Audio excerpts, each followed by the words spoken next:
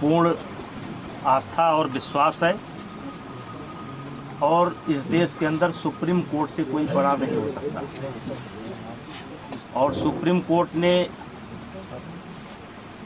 के सामने कल एफआईआर करने की बात आई है और अभी यद्यप एफआईआर की कापी मेरे पास नहीं है, लेकिन एफआईआर हो ही गई होगी और उसमें मुझे कुछ गलत प्रतीत नहीं होता है।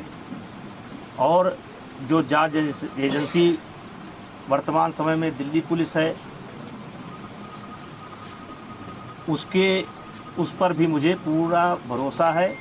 मुझे किसी प्रकार से कोई शिकायत नहीं है और मैं पूरी तरह से निर्दोष हूँ और इन आरोपों का सामना करने के लिए तैयार हूँ। जांच एजेंसी जहां भी उचित समझेगी उसकी हर जांच में सहयोग करने के लिए मैं तैयार हूं। मुझे पहले भी भरोसा था, आज भी भरोसा है। सुप्रीम कोर्ट से ऊपर इस देश के अंदर कोई नहीं हो सकता है और सुप्रीम कोर्ट का आदेश सर्वमान्य है और मुझे या मेरे समर्थकों को ये आदेश सर्वमान्य है और मुझे जांच एजेंसी पर भी पूरा भरोसा है और मुझे और मेरे समर्थकों को न्याय मिलेगा, क्योंकि लगातार कई महीने से गाली पर गाली, गाली पर गाली, गाली पर गाली, आरोप पर आरोप, आरोप पर आरोप, इससे हमें भी कष्ट होता है, हमारे परिवार को भी कष्ट होता है, हमारे समर्थकों को भी कष्ट होता है। लेकिन हम चाहेंगे कि निष्पक्ष जांच जो सुप्रीम कोर्ट के आदेशानुसार दिल्ली पुलिस कर रही है वो करें और शीघ्र ही मेरा एक शब्द है कि शीघ्र ही जल्द से जल्द ये जांच पूरी करके जो भी कार्रवाई बनती हो उसे करना चाहिए। पॉस्को जैसे गंभीर आरोप की चर्चा हो रही है, क्या कहेंगे? देखिए, मुझे न्यायपालिका पर भरोसा है, जांच पर भरोसा है। देश के अंदर जो न्याय देने की प्रक्रिया है उस पर भरोसा है। अलग से मुझे कुछ नहीं कहना है। फेडरेशन के अध्यक्ष के तौर पर सांसद जी आपसे लोग बोल रहे हैं कि अगर आप इस्तीफा दे देंगे तो एक सही जांच हो जाएगी, इस पर आपका क्या कहना है? नहीं, फेडरेशन का कोई रोल नहीं है, फेडरेशन का कोई रोल नहीं है और इन लोगों की डिमांड लगातार बदलती है। अगर इनके पुराने बयानों को आप सुनेंगे तो ये जनवरी में इनकी मांग निकल करके आई थी कि अपने पद से इस्तीफा दें। मैंने उस समय कहा था कि पद से इस्तीफा देने का मतलब है कि मैंने इनके आरोपों को स्वीकार कर लिया। मेरा कार्यकाल लगभग पूरा हो चुका है। जब तक नई बॉडी नहीं बन जाती है और अभी सरकार ने आईओ की एक कमेटी गठित की है, 3 लोगों की कमेटी गठित की है, जिसमें एक कोई हाई कोर्ट का जज होगा या सुप्रीम कोर्ट का जज होगा। उनकी देखरेख में 45 दिनों के अंदर चुनाव संपन्न होना है। चुनाव संपन्न होते ही मेरा कार्यकाल स्वतः समाप्त हो जाएगा। इस्तीफा कोई इतनी बड़ी चीज नहीं है, लेकिन अपराधी बनकर नहीं, अपराधी बनकर के नहीं, मैं अपराधी नहीं हूँ। और इनकी डिमांड लगातार बदल रही है। अगर इनके बयान को आप सुनेंगे तो लगातार ये देखेंगे कि ये हर रोज एक नया मुद्दा लेकर के आ जाते हैं। इन्हीं के कहने पर जांच कमेटी बनी, इन्हीं के कहने पर एक व्यक्ति ऐसा है जिसको जांच कमेटी में शामिल नहीं होना चाहिए था, उसको भी सरकार ने शामिल किया। मुझे आपत्ति करनी चाहिए थी, मैंने कोई आपत्ति नहीं की। जांच कमेटी की रिपोर्ट लगातार इनके पास पहुंच रही थी।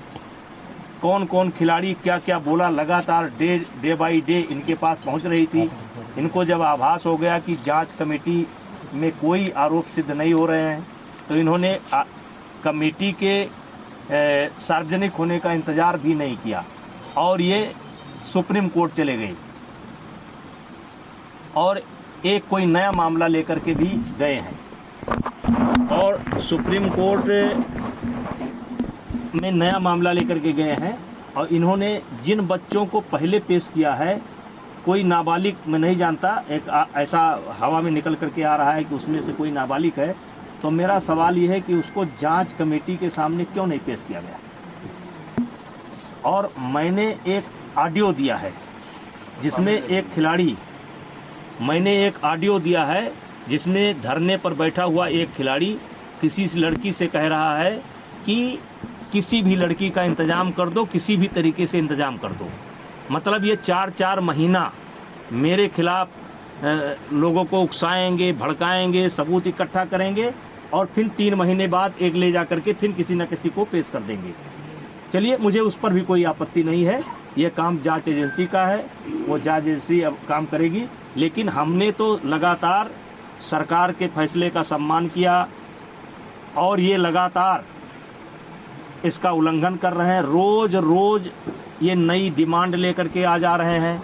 अब जांच एजेंसी की रिपोर्ट सार्वजनिक होने का इनको इंतजार करना चाहिए। फिर ये धरने पर बैठ गए। अब धरने पर बैठ गए, पहले इनकी मांग थी एफआईआर की जाए। चलिए भाई, इनकी मांग स्वीकार हो गई, अब एफआईआर हो गई। अब इनको चाहिए, अब कहते हैं कि जेल के अंदर होना चाहिए, सारे पदों से इस्तीफा देना चाहिए। तो ये जो मेरे पास, मैं लोकसभा का सदस्य हूँ, ये पद मुझे दिनेश फोगाट की कृपा से नहीं मिला है, हमारे क्षेत्र की जनता ने मुझे दे रखा है। और एक बार नहीं, 6 बार दे रखा है। 6 बार मुझको दिया, मेरी पत्नी को दिया, और उनको उनकी कृपा पर नहीं है। और कुश्ती संघ का अध्यक्ष पद भी उनकी कृपा पर नहीं है। मैं चुनाव लड़ करके जीता हूँ। अब आपके माध्यम से आप सवाल पूछेंगे तो मैं कहना चाहता हूँ, एक ही परिवार और एक ही अखाड़ा क्यों? हरियाणा के अन्य खिलाड़ी क्यों नहीं? हिमाचल के, महाराष्ट्र के, मध्य प्रदेश के, केरला के, कर्नाटका के, तमिलनाडु के, बंगाल के, आसाम के, देश के अन्य प्रांतों के खिलाड़ी क्यों नहीं? 12 साल से लगातार इनके साथ यौन उत्पीड़न होता है, केवल इनके साथ। वो यौन उत्पीड़न देश के अन्य खिलाड़ियों के साथ क्यों नहीं होता है? केवल एक ही अखाड़ा और एक ही फैमिली, एक अखाड़ा एक फैमिली। बाकी हरियाणा का 90% खिलाड़ी और 90% गार्जियन ब्रिजभूषण सिंह के साथ है। क्योंकि मैंने काम किया है, मैंने खेल को जहां तक सेवा दे सकता है ईमानदारी से सेवा दिया है। और इसीलिए आज देश का एक, जबकि इन्होंने कोई कसर नहीं छोड़ी है, इन्होंने कोई कसर नहीं छोड़ी है कि कोई निकल करके आ जाए। लेकिन एक सवाल मैं मीडिया के माध्यम से, आपके माध्यम से रखना चाहता हूं कि 12 साल से इनके साथ ही हो रहा है, एक अखाड़ा एक फैमिली। और इस 12 साल में भी एक बार भी ये शिकायत लेकर के ना तो खेल मंत्रालय में गए हैं, ना किसी पुलिस स्टेशन पर गए हैं, ना कभी फेडरेशन में आए हैं। और यही खिलाड़ी आंदोलन के 15 दिन तक पहले इनकी वीडियो सुन लिया जाए, इनका ऑडियो सुन लिया जाए, और ये जो है हमारी तारीफ करते थे। ये जो खिलाड़ी आज धरने पर बैठे हैं, ये अपने शादी में मुझे क्यों बुलाते थे? फिर जोड़े में हो करके मेरा फोटो क्यों लेते थे? मेरा आशीर्वाद क्यों लेते थे? लेकिन मैं एक संवैधानिक पद पर हूँ, मेरी एक बोलने की मर्यादा है, उस मर्यादा के तहत मैं बोल रहा हूँ। अब मामला सुप्रीम कोर्ट के पाले में है, दिल्ली पुलिस के पाले में है, जो भी निर्णय करेगी हम मुझे उसी इस साजिश के पीछे कौन लोग हैं? सांसद जी, साजिश के पीछे कौन लोग हैं? आखिर आपको इसके पीछे क्या दिखता है? कौन है वो एक फैमिली, एक अखाड़ा, और इसके पीछे कौन? अखाड़े का नाम क्या है? देखिए, मैं शुरू से कह रहा हूँ कि इसमें एक उद्योगपति का हाथ है, कांग्रेस का हाथ है। मैं शुरू से इस बात को बोल रहा हूँ। एक उद्योगपति, मैंने नाम नहीं बोला है कौन सा उद्योगपति, देश के कुछ उद्योगपतियों का इसमें हाथ है जिनको मुझसे कष्ट है, और कांग्रेस का हाथ है। शुरू बोला था, और आज दिखाई पड़ गया कि किसका हाथ है। जब इनकी मांग मान ली गई, एफआईआर दर्ज की गई, जांच तरीके से कहिए कि कार्रवाई शुरू हो गई, तब आप क्यों नहीं जा रहे हैं? अब क्यों मोदी जी के खिलाफ बोल रहे हैं? अब क्यों खेल मंत्रालय के खिलाफ बोल रहे हैं?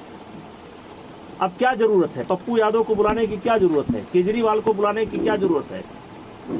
वो कोई रिटायर गवर्नर है, क्या नाम उसका, सतपाल मलिक को बुलाने की क्या जरूरत है। प्रियंका गांधी जी को तथ्य मालूम नहीं है। जिस दिन प्रियंका गांधी जी को तथ्य मालूम होगा कि दीपेंद्र हुड्डा ने कहाँ ला करके मुझे फंसा दिया, उस दिन उनको मालूम पड़ेगा। ये जांच की रिपोर्ट आएगी तब उनको मालूम पड़ेगा गलत जगह पर फंस गए। आज जो कांग्रेस की दुर्गति हो रही है ना, इसीलिए हो रही है।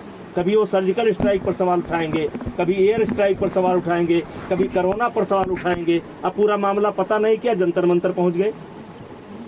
जांच का इंतजार कर ले।